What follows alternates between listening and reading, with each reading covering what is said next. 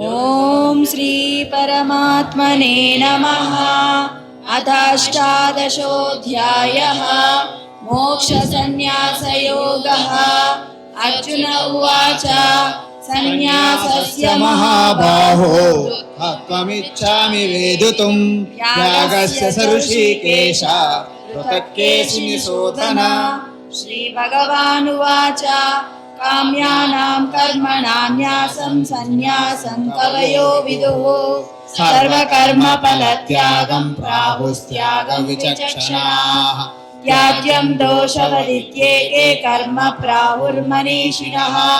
యజ్ఞదాన తపః కర్మ న త్యాజ్యమితి చాపరే. నిశ్చయం శృణు మే తత్ర త్యాగే భరతసత్తమా.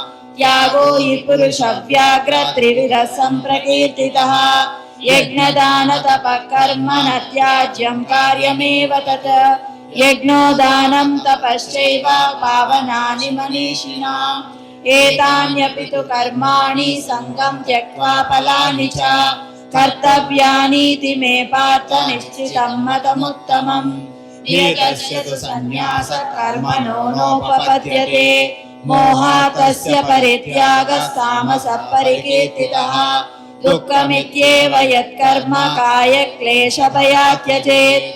సకృత్వా రాజసం త్యాగం నైవ త్యాగఫలం లభేత్. కార్యమిత్యేవ యత్కర్మ నియతం క్రియతేర్జున. సంగం త్యక్త్వా ఫలం చైవ సత్యాగः సాత్వికో మతః. న ద్వేష్య కుశలం కర్మ కుశలేనానుసజ్జతే. త్యాగీ సత్వసమావిష్టో మేధావి చిన్న సంశయः.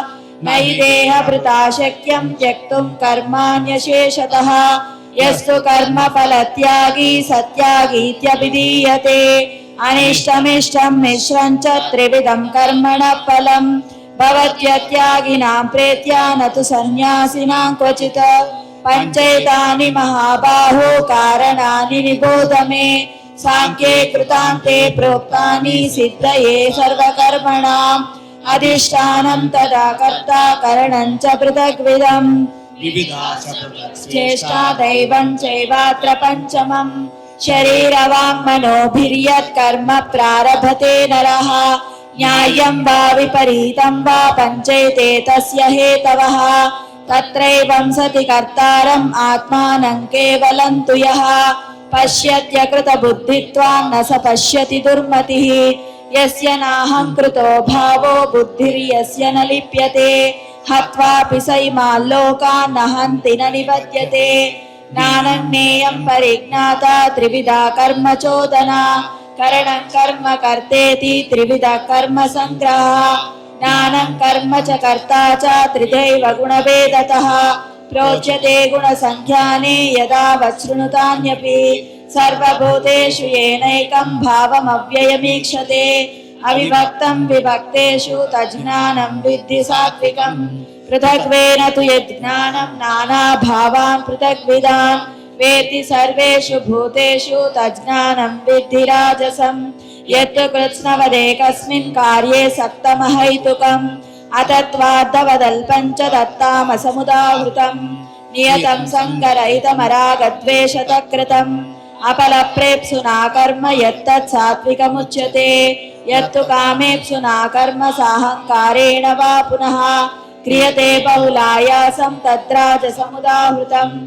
अनुबन्धं क्षयं हिंसामनपेक्ष च पौरुषम्.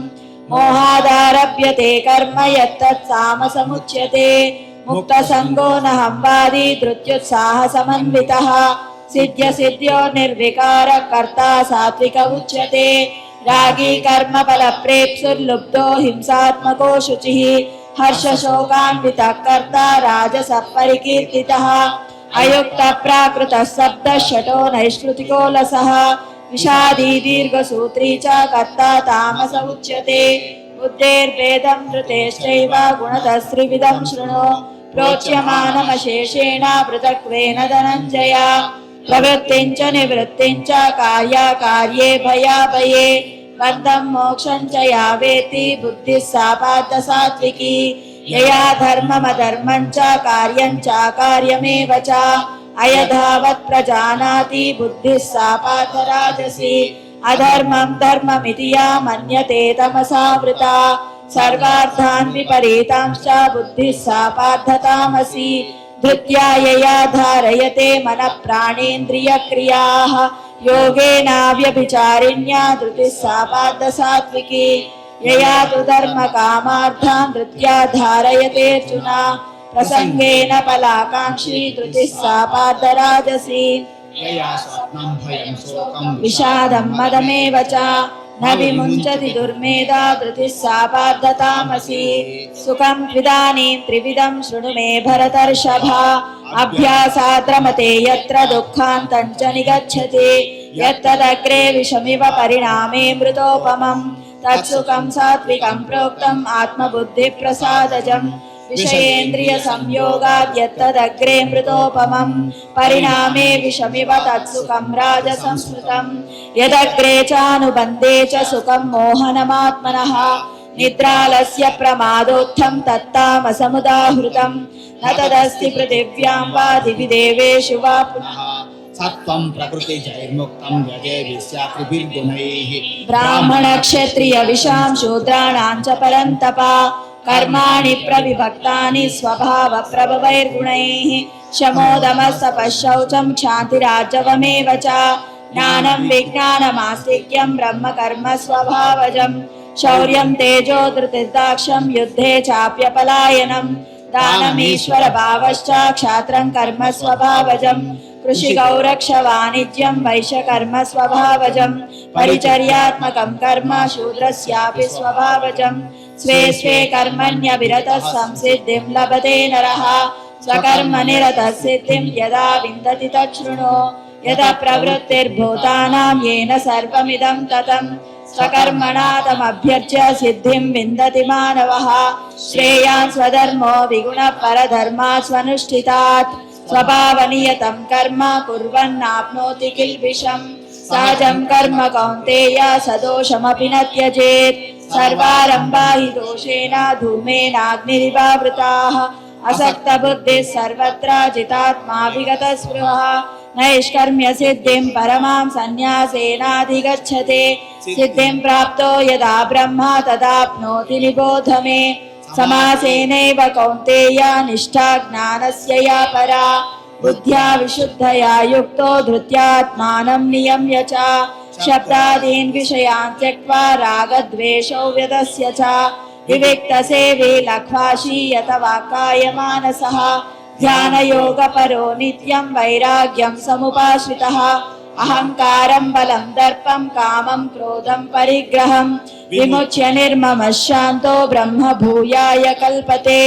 ब्रह्मभूतप्रसन्नात्मा न शोचति न काङ्क्षति समः सर्वेषु भूतेषु मद्भक्तिं लभते पराम् भक्त्या मामभिजानाति यावान्यश्चास्मि तत्त्वतः ततो मां तत्त्वतो ज्ञात्वा विशते तदनन्तरं सर्वकर्माण्यपि सदा कुर्वाणो मद्व्यपाश्रयः मत्प्रसादादवाप्नोति शाश्वतं पदमव्ययम् चेतसा सर्वकर्माणि मयि सन्न्यस्य मत्परः बुद्धियोगमुपाश्रित्य मच्चित्तः सततं भव मच्चित्तः सर्वदुर्गाणि मत्प्रसादात् तरिष्यसि अद चेत्त्वमहङ्कारात् न श्रोष्यसि विनङ्क्ष्यसि यदहङ्कारमाश्रित्य न योत्स्य इति मन्यसे मिथ्येष व्यवसायस्ते प्रकृतिस्त्वां नियोक्ष्यति स्वभावजेन कौन्तेय निबद्धस्वेन कर्मणा कर्तुं नेच्छसि यन्मोहात् करिष्यस्य वसोऽपि तत्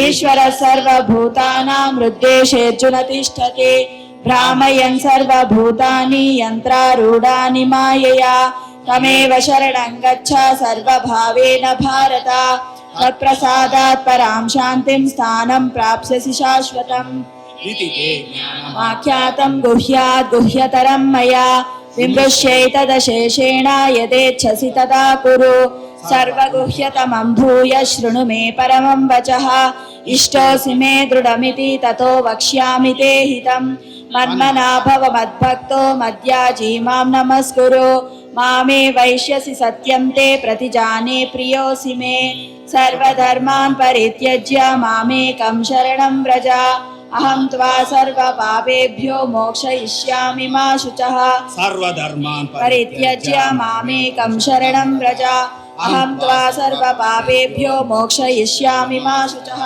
सर्वधर्मान् परित्यज्य मामेकं शरणं व्रज अहं त्वा सर्वपापेभ्यो मोक्षयिष्यामि मा शुचः इदं ते न तपस्काय न भक्ताय कदाचन न च शुश्रूषवे वाच्यं न च मां योऽभ्यसूयति य इमं परमं गुह्यं मद्भक्तेष्वभिधास्यति भक्तिं मयि परां कृत्वा मामे वैष्यत्य संशयः न च तस्मान् मनुष्येषु कश्चिन्मे प्रियकृत्तमः भविता न च मे तस्मादन्यप्रियतरो भुवि अध्येष्यते च य इमं धर्म्यं संवादमावयोः ज्ञानयज्ञेन तेनाहम् इष्टस्यामिति मे मतिः श्रद्धावाननसूयश्च शृणुयादपि यो नरः सोऽपि मुक्तः शुभान् लोकान् प्राप्नुयात् पुण्यकर्मणाम् कच्चिदेतच्छ्रुतं पार्थ त्वयैकाग्रेण चेतसा कच्चिदज्ञानसम्मोहप्रणष्टस्ते धनञ्जय अर्जुन उवाच नष्टो मोहस्मृतिर्लब्धा त्वत्प्रसादान्मयाच्युता स्थितोऽस्मि गतसन्देहः करिष्ये वचनं तव इत्यहं वासुदेवस्य पार्थस्य च महात्मनः संवादमिमम श्रौषम् अद्भुतं रोमहर्षणं व्यासप्रसादात् श्रुतवानेतद्गुह्यतमम् योगं योगेश्वरात् कृष्णात् साक्षात् कथयत स्वयं राजन् संसृत्य संवादमिममद्भुतम् केशवार्जुनयोः पुण्यं हृष्यामि च मुहुर्मुहुः तच्च संसृत्य रूपमद्यद्भुतं हरेः विस्मयो मे महाराजन् हृष्यामि च पुनः पुनः यत्र योगेश्वर कृष्णो यत्र पार्थो धनुर्धरः तत्र श्रीर्विजयो भूतिर्ध्रुवा नीतिर्मतिर्मम यत्र योगेश्वर कृष्णो यत्र पार्थो धनुर्धरः तत्र श्रीर्विजयो भूतिर्ध्रुवा नीतिर्मतिर्मम यत्र योगेश्वर कृष्णो यत्र पार्थो धनुर्धरः तत्र श्रीर्विजयो भूतिर्ध्रुवा नीतिर्मतिर्मम ॐ तत्सदिति श्रीमद्भगवद्गीतासु उपनिषत्सु ब्रह्मविद्यायां योगशास्त्रे श्रीकृष्णार्जुनसंवादे मोक्षसंन्यासयोगो नाम अष्टादशोऽध्यायः। ओम श्रीराम राम रामेति रमे रामे मनोरमे सहस्रनाम तत्तुल्यं राम नाम वरानने श्रीराम राम रामेति रमे रामे मनोरमे सहस्रनाम तत्तुल्यं राम नाम वरानने श्रीराम राम रामेति रमे रामे मनोरमे सहस्रनाम तत्तुल्यं राम नाम वरानने।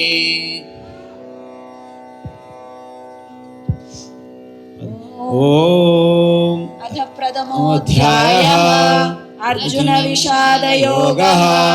धृतराष्ट्र उवाच धर्मक्षेत्रे कुरुक्षेत्रे समवेतायुयुत्सवः मामकाः पाण्डवाश्चैव किमकुर्वत सञ्जय। हरिः ओम तत्सत्। सर्वं श्रीकृष्णार्पणमस्तु।